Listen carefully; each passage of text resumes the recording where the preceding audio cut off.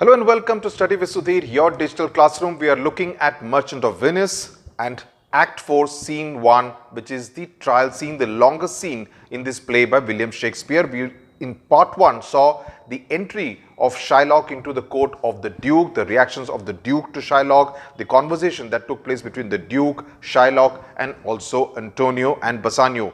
Now, in the second part, we are going to be discussing the arrival of Nerissa, who is dressed as a lawyer in order to defend Antonio in this particular case. So we will be seeing that in part 2 of this lesson. As I said in part 1, we are going to be doing this long trial scene in 5 parts, so that each part can be dealt with comprehensively, because this is the most important scene in this entire play. Every year, out of the 3 passages, 3 questions which are asked from Merchant of Venice, at least one definitely comes from trial scene. So it's very important that you do the trial scene very well, so that you can attempt that in case if you don't want to kind of do the rest of Merchant of Venice very comprehensively. But I would still suggest that there are other important scenes like Act 1, the 3 scenes of Act 1, the casket scenes, the 3 suitors, and also the ring scene, which also are very important. So let's get to it straight away. Now, we are at that point in time where the Duke has learned that Bellario, a learned doctor whom I have sent for to determine this, come here today. So, that he has heard that there is this particular person from Padua who has come with a message from Bellario, who is standing outside the court. That is the information that Salario gives to the Duke. The Duke asks for the messenger to be brought in. At this stage, Bassanio tells Antonio, "Good cheer, Antonio, what man, courage yet, the Jew shall have my flesh, blood, bones and all, before thou shalt lose for me one drop of blood." So basically, Bassanio is trying to cheer up Antonio, who we have seen so far is in a slightly despondent frame of mind. He's a little listless, he's not feeling very positive, he sees something very negative going to happen for him before his own eyes, and because Shylock, as he told the Duke, is not in any mood to show mercy to Antonio in this particular case. He wants his pound of flesh. So Bassanio tells Antonio not to lose hope and to actually have courage, be brave, and he says that he is willing to give his own flesh to the greedy Jew, that is Shylock, that he is not going to make Antonio lose that pound of flesh, and he is willing to give up his entire body too, flesh, blood, bones and all, before he will allow even one drop of blood to be dropped off Antonio's body on account of Bassanio, because remember, it is for Bassanio that Antonio had taken the loan of 3,000 ducats. He had stood guarantee for that. Now Antonio, now these lines are important, lines 114 onwards. "I am a tainted wether of the flock, meetest for death, the weakest kind of fruit." So what is the tone and tenor? The tone and tenor is extremely negative and despondent. "Drops earliest to the ground, and so let me, you cannot better be employed, Bassanio, than to live still and write mine epitaph." Epitaph is essentially the inscription on the tombstone.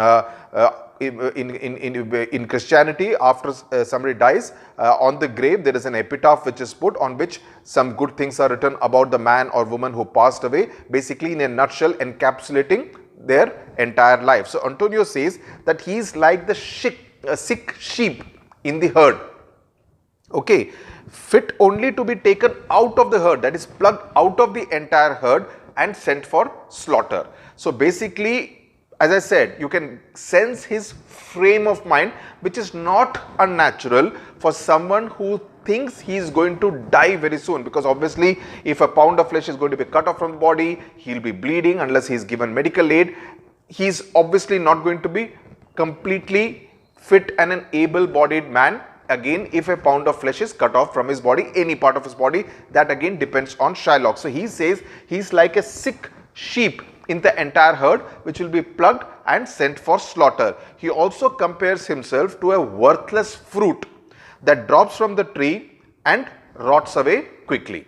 Okay, so please use these kind of 2 metaphors that Antonio has used for himself in order to show his frame of mind. So he says that he alone should die to satisfy the greed of Shylock, and Bassanio should continue to live, because Bassanio is the one, being his best friend, who should actually write his epitaph on his tomb. So, that is the thing. So, that's when Nerissa enters and she says, Bellario greets your grace, and she presents a letter sent from Padua and from Bellario of Padua. Now, at this stage, Bassanio asks Shylock. He sees Shylock sharpening his knife. So, you see, there is also, if you imagine the play on the stage, you can also understand that there is a lot of drama also taking place. There is also a fair amount of drama that's also taking place at the same time when Shylock is actually sharpening his knife.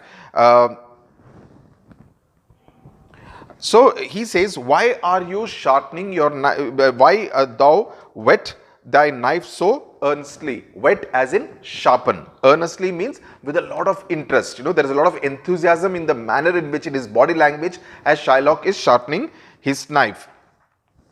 To cut the forfeiture from that bankrupt there. Shylock is equally sharp in his language. He refers to Antonio as a bankrupt. Forfeiture as in the bond which he has signed, which is not able to execute. So, he is going to forfeit that amount, the pound of flesh. So, that is the kind of, the atmosphere within the Duke's court is understandably quite tense at this point in time. Now, Gratiano, the other friend of Antonio, chips in. Not on thy soul, but on thy soul, harsh Jew. These are important lines, in fact, very important. Three important words, phrases used by Gratiano here. He refers to him as a harsh Jew. Again, continuing the same tone and tenor of Christianity versus Jews. So, please remember all these instances which you can quote from. Not on thy soul. You know, so he's basically trying to tell him that he's not sharpening his knife on the leather sole of his shoe, but on his own soul. So, he's punning on the word soul, both of them pronounced almost similarly, and basically say that, you know, he's sharpening it on the fear, on the great hatred that he has within his heart. And even then, he cannot make it as sharp as his malice. Malice as in extremely negative emotion. Thou makest thy knife keen, but no metal can, not the hangman's axe, bear half the keenness of thy sharp envy. So, basically, he's trying to say that you are envious, jealous of Antonio, which is why you are very keen to take this revenge. Can no prayers pierce thee? So, he's also now, after the Duke and Bassanio, he's also trying to make a plea to Antonio, Shylock, to kind of show some mercy. He says, Shylock, is there nothing, no plea that can actually soften your heart? Shylock says, no pleas that he is clever enough to make will soften him. So, he is rude to Gratiano, saying that you are not clever enough to make a plea, a request that will soften my heart. That's what Shylock says.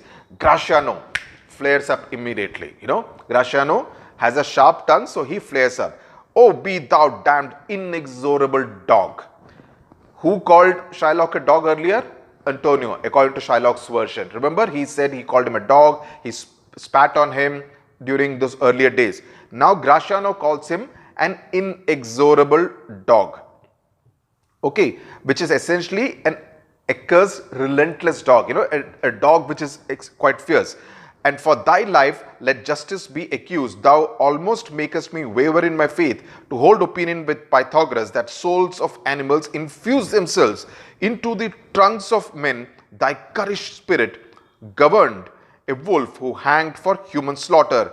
Even from the gallows did his fell soul fleet, and whilst thou layest in thy unhallowed dam, infused itself in thee, for thy desires are wolfish, bloody, starved, and ravenous. So, very, very important lines, this one by Gratiano.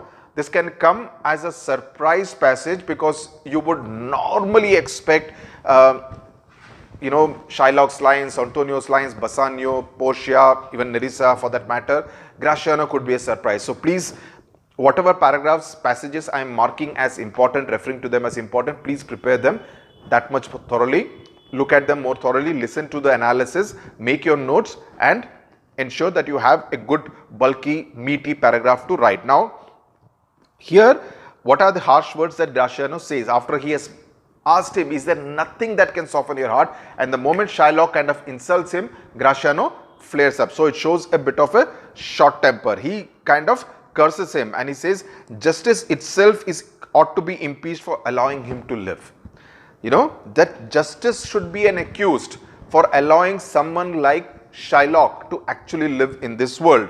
And he says he could almost believe what the ancient philosopher taught about the transmigration of souls. So it's also a reference to the kind of beliefs that were prevalent in William Shakespeare's times. Basically, what it essentially means is that he has the soul of a wolf which has been hanged for manslaughter, a wolf which has been caught for killing human beings, and it has been hanged for manslaughter, and that has entered the body of Shylock when he was born. So basically, this is the belief in the transmigration of souls which Gratiano is now referring to. Gratiano says that this particular very evil nature of Shylock, given the kind of revenge that he wants to take on Antonio, makes him lose faith in his own religion of Christianity, which says that God actually made a man in his own image, that a man should resemble God. So basically to say that a man should have all the goodness that God has within him. You understood? So this is the belief within Christianity. But instead of that, he now believes in the doctrine of transmigration of souls, which was taught by Pythagoras. Okay, what was taught by Pythagoras. Now, Pythagoras basically was a famous Greek philosopher. Pythagoras theorem was a famous Greek philosopher who taught the doctrine of the transmigration of souls. And according to this, the souls of some human beings pass after death into animals, and those of animals into some human beings. So basically the transmigration, as the word indicates. Now, what is this whole thing of wolf being hanged for manslaughter? Who hanged for human slaughter? Basically, it says that it was not very uncommon. It was common for animals to be hanged for manslaughter if they were found guilty of kind of feeding on men, killing men and women. And the conviction was by death, and the last trial and execution of a cow in France took place in 1740. This is not really, you don't really need to get into something like this. So the theory of Pythagoras is very apt in the case of Shylock, because his inclinations are also wolf-like. Wolf is seen as a very bloodthirsty kind of an animal, right? It's also seen as greedy. So the four adjectives which have been used: wolfish, bloody, starved, and ravenous. So it's hungry, it's greedy, and rapacious, and clearly the spirit which is lying in Shylock's breast, जो Shylock के अंदर जो एक तरह से जो spirit है, वो एक भेड़िए की होगी. Wolf का Hindi, I think it's Bhediya. So when its former body is slain, it took its abode in Shylock's body. So he's a man in wolf's clothing, a wolf in man's clothing, बोलते हैं ना. So it's actually the thing comes from Shakespeare. He's a man, he's a wolf in man's clothing. Okay. Now, इसमें जो दूसरी बात है, जो points I want to tell you, these are my own notes, is that there's a lot of animal imagery that has been used by Shakespeare in this particular play. If you see the reference to the dog, the reference to the sheep, which was made by Antonio, and now the reference to the wolf. The dog reference made by Shylock, and Gratiano, the inexorable dog, the sheep reference made by Antonio, and the wolf reference made by Gratiano. So basically the animal imagery also kind of conveys that you use certain kind of animals in order to reflect a particular character and personality in human beings.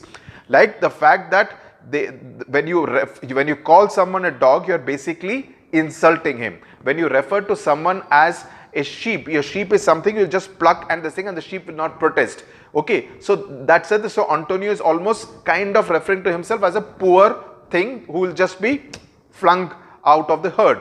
Wolf is something again as a slightly evil and fiendish kind of nature. So a lot of this animal imagery which has been used. Also, it was seen in those times as a very dramatic tool to use a lot of this kind of animal imagery in the plays. Okay, so it was a style prevalent during the times that William Shakespeare wrote in the 16th century. Now, this is as far as Gratiano's lines are concerned. Now, how does Shylock react to Gratiano? That's also important. Till thou canst rail the seal from off my bond, thou but offendest thy lungs to speak so loud. Repair thy wit, good youth, or it will fall to cureless ruin. I stand here for law. So he's almost taking a very superior kind of attitude that, see, I am here, मैं कानून की हिफाजत करने के लिए आया हूँ, मैं कानून को मानने के लिए आया हूँ.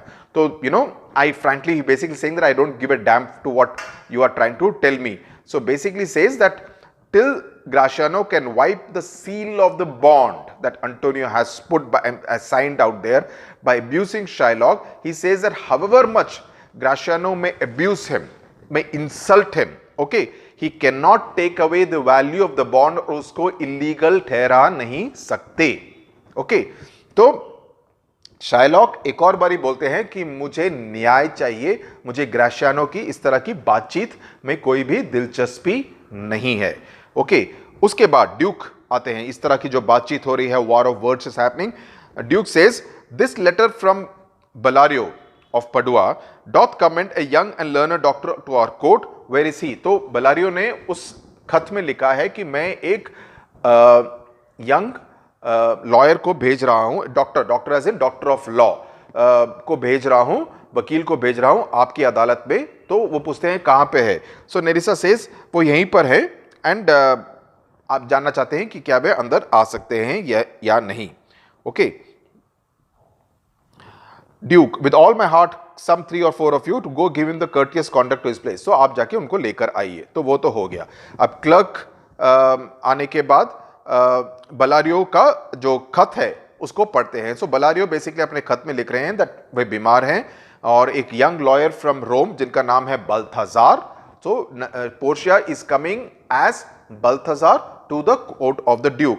और वो वहां पर उनसे मिलने के लिए आए थे, बलारियो से मिलने के लिए आए थे. He was paying a friendly visit and that's when he received the Duke's message about this particular case that he was to hear, and he asked him, he requested him to go to the Duke's court and argue this particular case, and they discussed the case together also. And Balario explained the contents of the case to him between Antonio and Shylock, the entire bond, the 3,000 ducats, everything.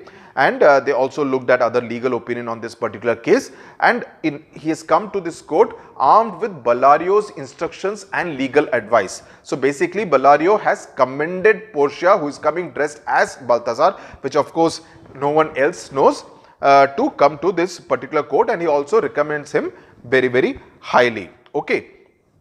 So and that the fact that just because he is young, आपसे उससे आपको किसी तरह की आपत्ति या reluctance नहीं होनी चाहिए. So that's when Portia enters. Portia is addressed as a doctor of civil law. You know, she's a lawyer, but they refer to her as doctor of civil law of Padua University, and she is dressed as a lawyer. So Duke उनका आदर सत्कार करते हैं and पूछते हैं कि क्या आपको मालूम है कि ये पूरा ये जो केस क्या है उसके बारे में आपको जानकारी है या नहीं. एंड उस समय पोर्शिया पूछती है कि हाँ मुझे सब कुछ मालूम है. यहाँ पर मर्चेंट कौन है and who is the Jew. Again you know the reference to the Jew. Duke उस समय बोलते हैं Antonio and old Shylock both stand for. तो इस समय पहली बार एंटोनियो ड्यूक शाइलॉक का नाम लेते हैं. इसे ये एंटोनियो है और ये शाइलॉक है. सो पोर्शिया शाइलॉक से बातचीत करना शुरू करती है और उस समय पर उनका कहना है कि Portia, of a strange nature is a suit you follow, yet in such a rule that the Venetian law cannot impugn you, which means cannot find fault with you as you proceed. And to Antonio से बोलती है, you stand within his danger. Do you not? कि Antonio, क्या आपको मालूम है कि आप एक तरह से खतरे में हैं. ओके, तो पोर्शिया शाइलॉक से बोलती है कि जिस तरह की जो रिक्वेस्ट इस अदालत के सामने वे लेकर आए हैं और ये काफी अनयूजुअल है. यू नो, ऐसे कभी सुनाई नहीं पड़ा कि किसी को पाउंड ऑफ फ्लेश चाहिए. लेकिन ये बिल्कुल अगर कानून के तहत देखें तो ये बिल्कुल लीगल है. और द लॉ जो वेनिस के जो शहर में जितने भी कानून हैं, they can not proceed against him for what he actually demands, because as per the law of the land it's absolutely legal. Antonio says, yes, I am aware that he is in Shylock's powers at this point in time, and he himself entered into an agreement. Now Portia का कहना है, do you confess the bond? Antonio says, I do. Portia says, then must the Jew be merciful. Shylock बोलते हैं, on what compulsion must I? Tell me that. So Portia कहती हैं कि the only thing that can now save Antonio at this point in time is the mercy of the Jew. So Portia also, just like the Duke earlier, a little earlier, Graciano also makes a reference that the Duke, Shylock must show mercy to Antonio at this stage, and that's the only thing that can save him. So उनका कहना है कि न्यायपूर्वक देखा जाए तो Shylock का पक्ष बिल्कुल ठीक है, लेकिन the only thing that can save him, अगर वह किसी तरह की दया दिखाए towards Shylock. Shylock का immediately he object. On what compulsion must I? Because Portia uses the word must. Must का क्या मतलब है कि आपको करना पड़ेगा. तो Shylock immediately says that, as though she is kind of ordering him. On what compulsion must I? नाटक स्टेज पे देखें तो he would have almost emphasized, underlined, stressed on the word must. Tell me that. It's almost confrontationist in kind of tone and tenor. तो Shylock का कहना है कि किस on what basis is she saying that I must. So he takes it in a very legal sense, whereas Portia is actually referring to it in a slightly must, in a moral sense. Then must the Jew be merciful? She does not mean it in legal sense because she's already clarified that according to law, he's well within his rights to do whatever he is doing. He asks us, who can compel me to show mercy on Antonio? Okay, so that is what Shylock says. We'll stop part 2 of the trial scene, the video analysis here. I hope you're understanding every line, every word very, very well. Any doubts, write in the comment section, but this is, as I said, the most important scene, so we need to do it very, very thoroughly. I do not want to take the easy way out by just doing a summary of the trial scene. वो तो आपको किसी भी कुंजी में भी मिल जाएगा. This is not a kunji. So Study with Sudhir is not a kunji education platform. The idea is to make you understand, appreciate, enjoy the entire process of any chapter, in this particular case, this play by William Shakespeare. So we stop part 2 here. Part 3 mein, we will get into the entire course of discussion, the legal discussion which will take place between Shylock and Portia. Okay, so see you in part 3 of the trial scene, Act 4, Scene 1 by William Shakespeare. Thank you very much for watching.